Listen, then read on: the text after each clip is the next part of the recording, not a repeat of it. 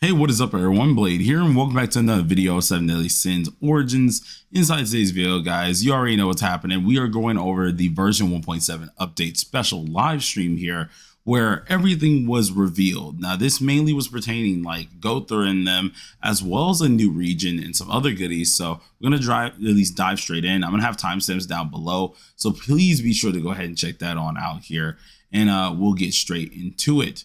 But first things first here, hopefully you guys do enjoy it, but let's do it. All right, so first thing, we had this huge live stream. It was honestly pretty darn good this time. Lots of content was ended up being shown, new raids and stuff, and it was pretty darn cool, along with the reveal of Gowther. Now, the one thing I was not expecting was Gowther's elements were a lot different than expected here. Instead of him being like, I think it had like a little bit of dark alongside of lightning and something else, we actually have lightning, physical lightning, which is very, very interesting. But with what they showed about the character himself, he is going to be insanely good. So we're going to take a look at the character first, and we're going to go down the list of things that we have. And thankfully to one of the people inside of my Discord, Dope Boy Tim, he ended up posting all of these screenshots so I can end up using them for the video. So once again, shout out to Dope Boy Tim. Thank you very much for helping me out on that. And let's get to looking at what we got to look at. So the first thing I'm taking a look at is the Gowther weapon when it comes down to the wand. Now, the wand here apparently is a burster, and at first I was not too convinced with this, right? Because of course we use our combined attacks and stuff like that. Bursting is not really a huge deal with the lightning, at least lightning team.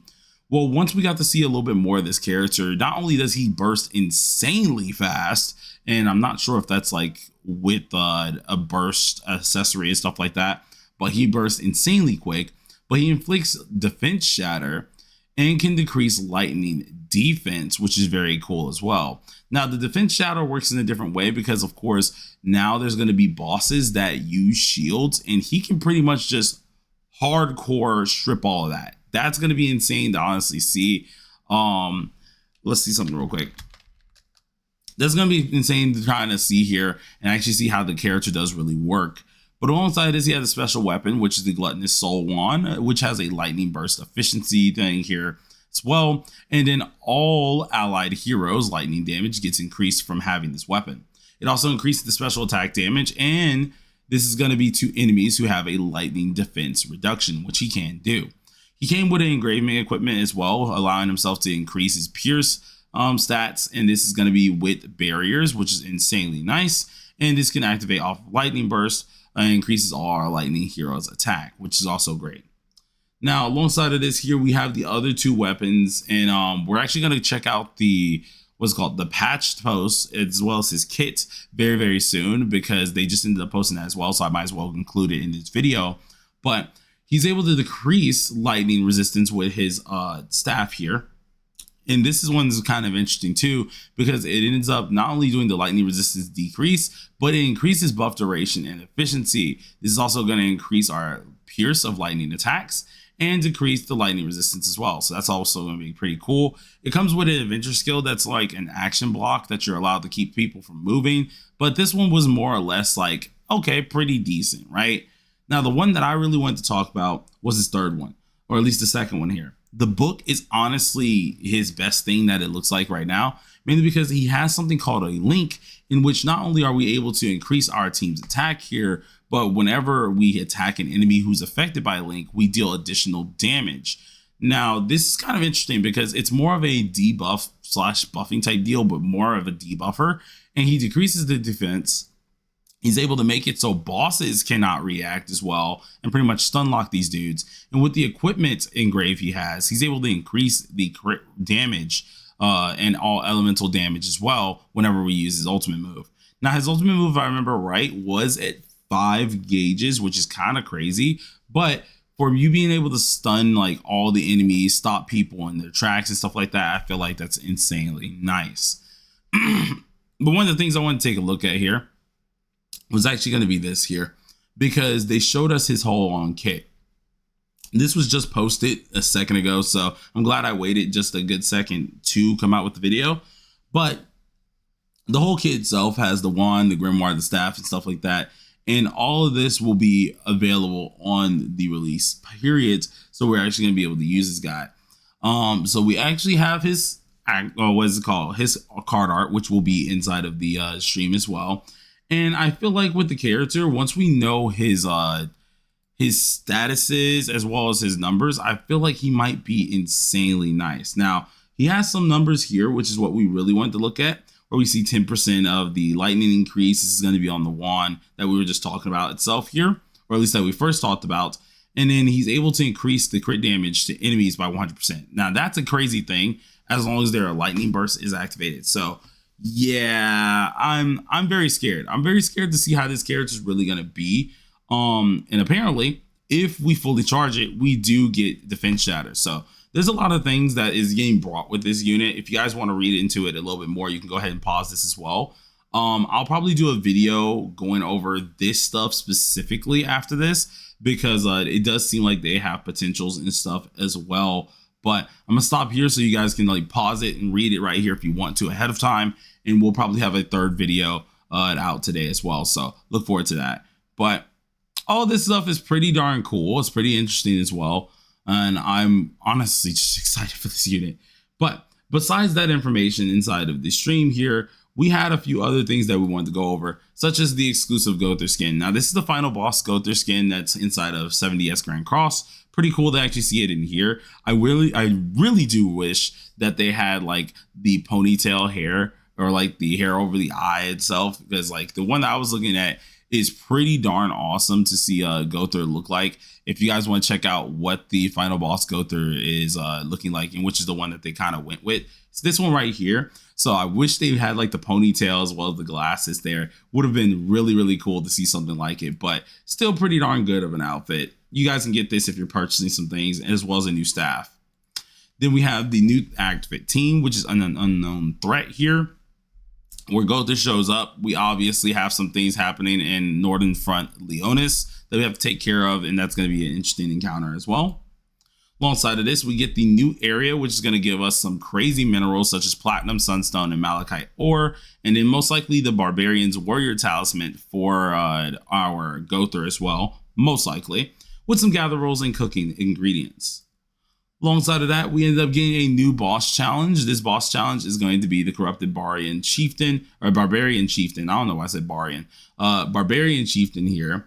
And it is weak versus lightning and earth. This guy's probably going to get blitzed down, especially if you have Gowther. He has a shield that you have to break through, so it is kind of annoying, but that still is pretty darn nice. Alongside of this here, we got some new armor sets that's going to come with it. It looks like the Demon King set from Grand Cross as well.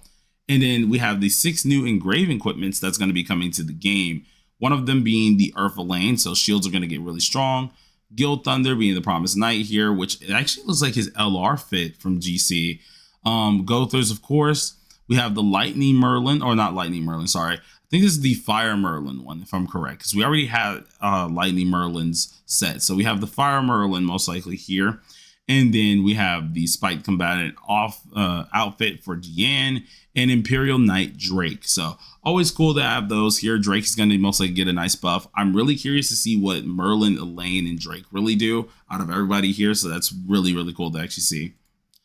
We then have a little bit of a look-see in what's happening here for the Abyss, which is mainly just the things that it can drop. It also drops the Immortal Watcher set over here. So you can also get that from here, which is also a good thing to farm up if you guys are really looking at that too.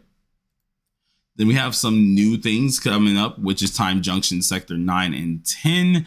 Both of these are probably going to get blitzed down because, of course, it's lightning and ice for these guys. So I'm pretty sure they're going to die pretty quickly.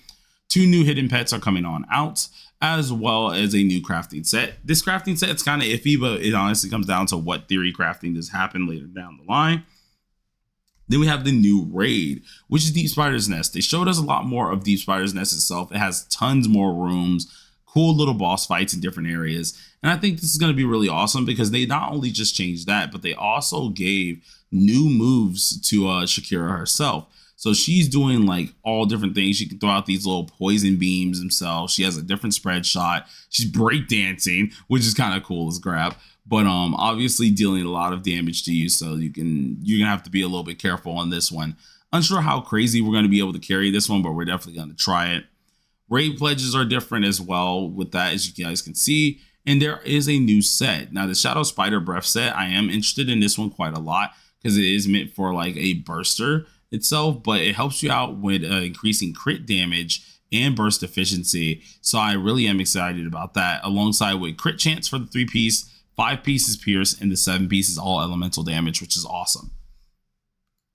Have the next things, which is our couple codes. It's one of the redeem codes that you guys can go ahead and look at here. Goat Sin is goats here apparently, and this one is giving you 300 what's it called gems, as well as 10 keys. The next one is called Gowther is back. This one gives you 300 gems and 1 million coins. And then I think we have the other rewards that we should be getting, which on global side, we know guaranteed we're getting us 1 scissor, 1 golden potion, and 300 gems. But if what's it called? If the KR side and CN side, I think it was, both end up voting the same, we should get triple amount of these or some other goodies alongside of it. So look forward for that. We didn't have the Knighthood boss, which I found out is going to have 3 boss attempts a week. Pretty darn interesting to see how that's going to go here as well. The Knighthood bosses themselves not only is going to be determined off the highest score, but it also will give us Knighthood coins depending on our Knighthoods rankings. So a lot of people who are inside the Knighthoods will need to be on their P's and Q's if you want to get the higher ranking. Alongside of this here, we have an exchange shop. This exchange shop is going to be allowing you to get a different gear set as well, and get some more weapon materials and such here, such as skins. So a lot of people who's here, this is something that you guys are gonna have to pay attention to, especially if you're in a Knighthood. It is going to determine how good you are and what you can get out of the shop, which will be a lot better. Alongside of this here, sounds like we have 8 team slots, which is gonna be cool as well. So I can't wait to see how that's gonna go. Next is the game improvements. We have the loadouts. Loadouts is a huge thing. Finally, they ended up bringing it here, so that's going to be a lot less problems when swapping teams. Easier for videos and such, always a great thing. Enhanced combat visibility here, making it so we can see the enemies clearer and take down our skill effects, which is great. And then faster tag skills when it comes down to combat controls, which I don't think a lot of people really ask for, but at the same time, it is definitely welcomed, so we do take that. We then go to the version update rewards here, where we have a different event, which is the Twiggo mission event here. Always a good one, decent quest as well. Update celebration check-in event, which is going to give us some more pools as well as engravements, which is always nice.